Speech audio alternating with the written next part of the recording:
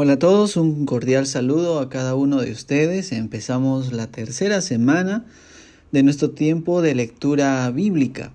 Estamos leyendo un capítulo cada día a partir del primer día de junio. Comenzamos con el primer capítulo de Génesis. Así que el día de hoy nos toca capítulo 15 del libro de Génesis. Que el Señor siga fortaleciendo nuestras vidas al leer su palabra y sobre todo que nos encontremos con Él.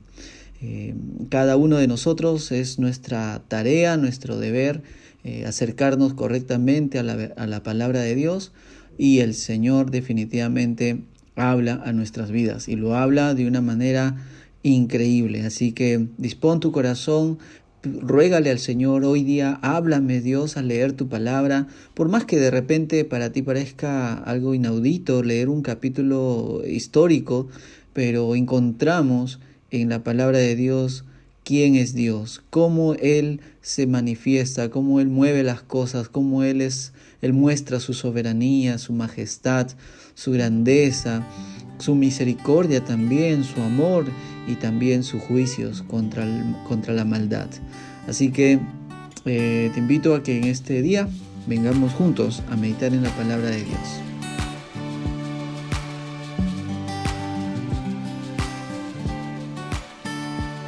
Muy bien, capítulo 15 de Génesis.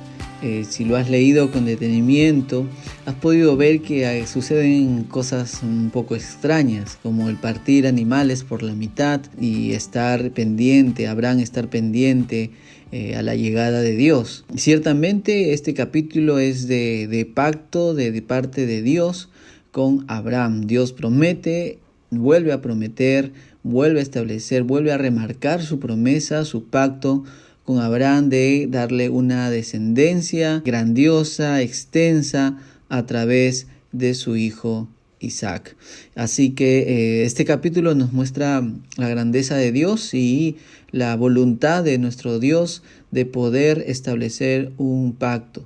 Y le hace recordar en el versículo 7, por ejemplo, Dios le dice: yo soy Señor, yo soy Jehová, que te saqué de Ur de los Caldeos, para darte a heredar esta tierra. Así que frente a ese pacto, como es el corazón humano, uno siempre le va a pedir alguna prueba, ¿no? Y es la actitud que toma Abraham. Abraham entonces en el 8 le dice: Señor, ¿en qué conoceré que la he de heredar? Así que a partir del versículo 9 de este capítulo sucede algo muy particular, pero a la vez también muy conocido por Abraham, ya que el traer becerros de 3 años, una cabra de 1 año, la idea es que traer animalitos, partirlos por la mitad y ponerlos cada mitad una enfrente de la otra, era una actitud común para la generación en la que vivía Abraham, para el tiempo en el que vivía Abraham.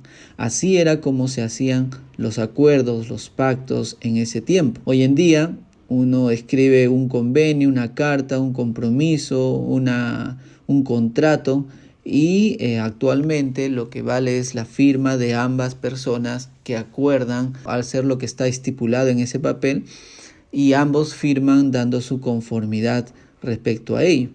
En este tiempo, en el tiempo en que se está relatando la historia de Abraham, en el tiempo de Abraham, la forma como se hacían los acuerdos era a través de estos animales partidos por la mitad.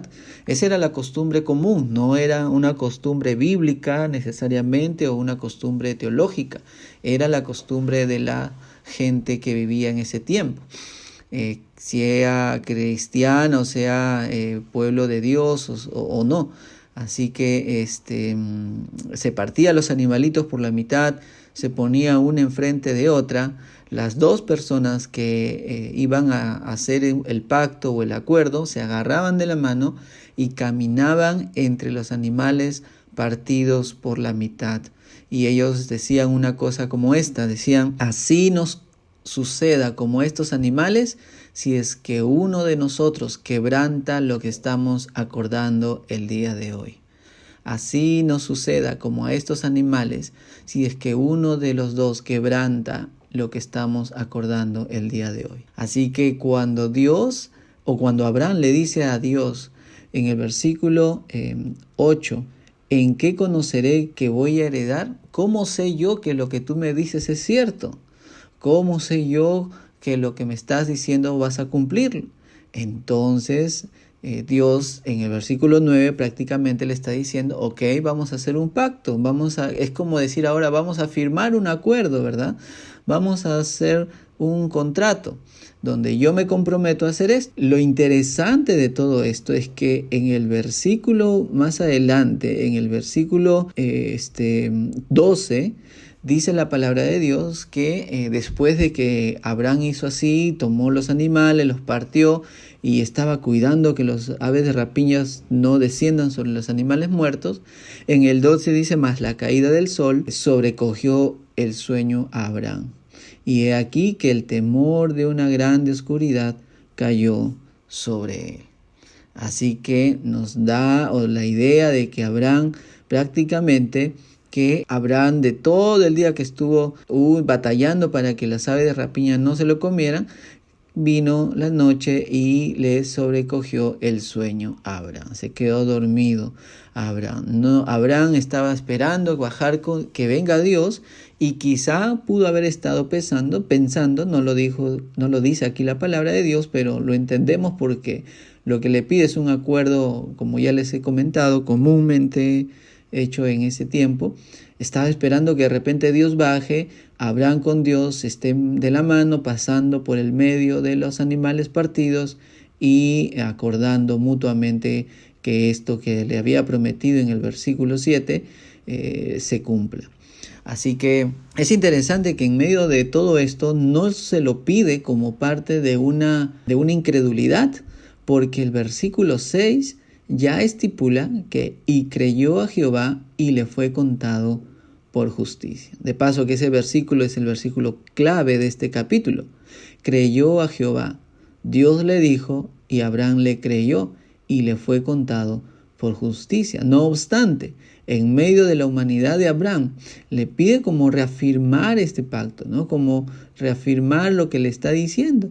Y es por eso que Dios opta por hacerle dormir, o mejor dicho, hacerle partir estos animales, y aún soberanamente Dios hace que Abraham se canse y se quede dormido, porque viene algo espectacular. Viene lo que dice en el versículo 17. Dice la palabra de Dios en el versículo 17, sucedió que puesto el sol y ya oscurecido, se veía un horno humeante y una antorcha de fuego que pasaba por entre los animales divididos. En aquel día, dice el 18, hizo Jehová un pacto con Abraham diciendo, a tu descendencia daré esta tierra desde el río de Egipto hasta el río grande, el río Éufrates. Qué interesante. El único que camina entre los animales muertos es Dios mismo. Abraham se quedó dormido. Abraham, que quiso caminar, como era la costumbre de ese tiempo, entre los animales partidos, afirmando el compromiso mutuo de que eso que estaba haciendo Dios, ese pacto que estaba haciendo Dios se iba a cumplir, Abraham se queda dormido. ¿Qué significa esto? Significa que Dios, solamente Dios, es suficiente para cumplir los pactos, los acuerdos que Él mismo hace. No se vale de nuestra capacidad para cumplir o no cumplir nuestra parte. Eso es interesantísimo porque en Él podemos encontrar entonces total confianza de que si Él promete algo, Él lo cumple. Él lo cumple. Si Él hace un pacto de esta magnitud con Abraham, Él lo va a cumplir a pesar de la insuficiencia de carácter, de vida de Abraham. Dios soberanamente guiará el corazón, la vida de Abraham hacia sus caminos, hacia su voluntad. Así que gloria a Dios por ello, porque si Dios ha hecho un pacto contigo y conmigo, nosotros, a pesar de nuestra insuficiencia, nadie nos arrebatará de sus manos. Es lo que dice la palabra de Dios en el Nuevo Testamento. Somos sus ovejas y los conocemos y Él nos conoce. Escuchamos su voz y reconocemos quién es Él. Así que nada ni nadie, dice Romanos también, nos podrá apartar del amor del Señor. ¿Y por qué es eso? Porque Él es suficiente para cumplir su pacto con nosotros. Así que en Jesucristo, Él hace un pacto con nosotros. Él nos salva, Él nos restaura, nos transforma, nos redime, nos santifica, nos justifica.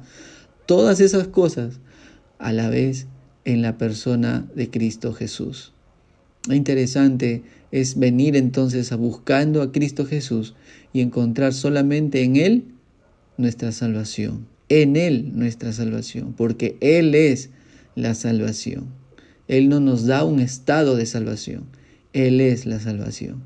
Así que abrazar a Cristo Jesús es abrazar a nuestro Dios, es vivir con Dios y confiar de que Él es suficiente para cumplir sus pactos. Así que esto al verdadero creyente no lo lleva a vivir una vida de pecado, definitivamente, sino lo lleva a vivir una vida de obediencia incondicional a Dios, en gratitud, en rendición de nuestras vidas a Él. Que Dios nos siga bendiciendo en esta nueva semana de meditar en su palabra, de traer nuestros corazones a sus pies y saber que Él es suficiente para cumplir sus promesas. Vamos a orar.